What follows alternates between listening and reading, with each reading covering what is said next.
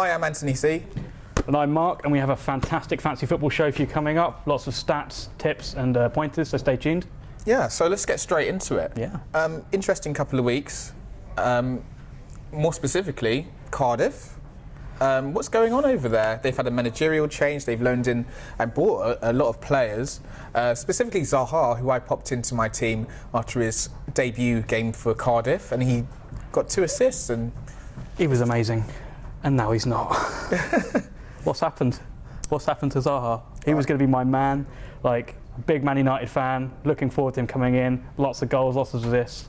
First team play, just what he needs, and fizzled out to nothing. It's a shame, really, because he was such a budget buy and showed so much promise. But I'm a little bit reluctant to take him out of my team because I still think there's something there. He might pull something out of the bag at some point. So. Nah, he was gone for me straight away. He's like, get out. You're not doing it for me. Go away.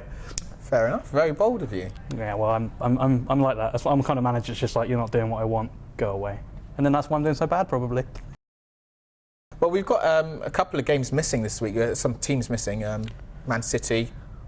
United, yeah, West Brom, Sunderland. So 2 big hitters and then 2 teams with amazing budget options.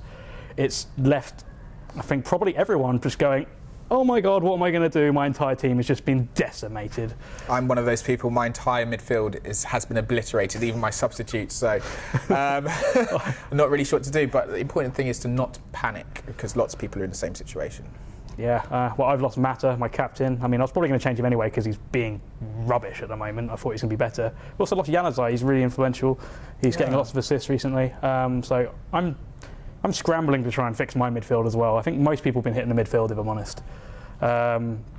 Some people might have gone back to Van Persie or Rooney recently, so they're going to be looking for a new striker.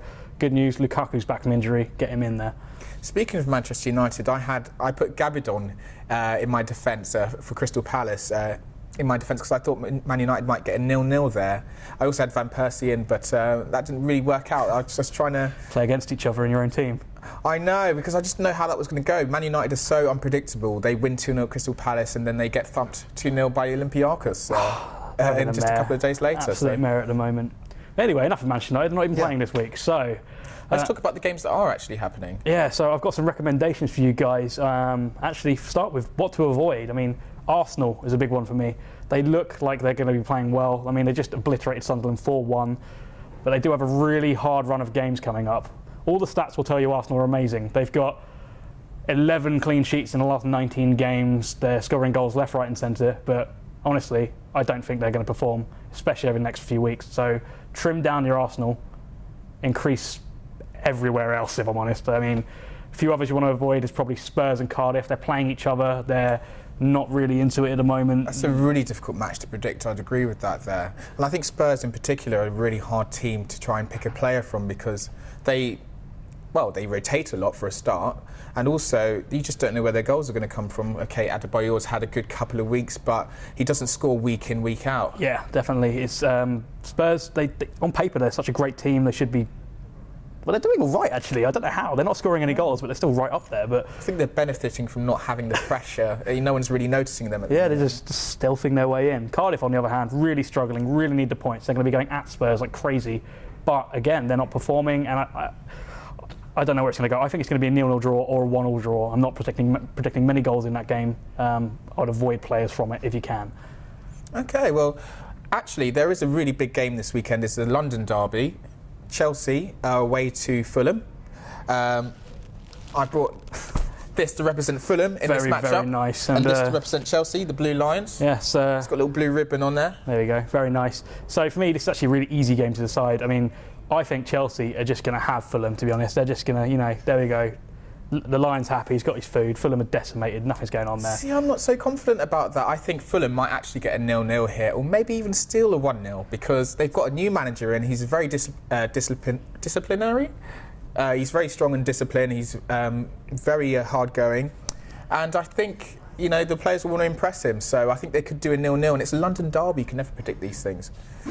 That's just not true, though. I mean, Chelsea are in such a great vein of form. I mean, they've got so many goal threats coming all over the place, and their defence is unbelievable. Like 0-0 potentially, if Chelsea don't show up, 0-0, I can see where you're coming from. But realistically, I think Chelsea are just going to put 3 past Fulham. I mean, you know, visual representation. This is exactly how the game is going to unfold. Chelsea are going to be all over Fulham.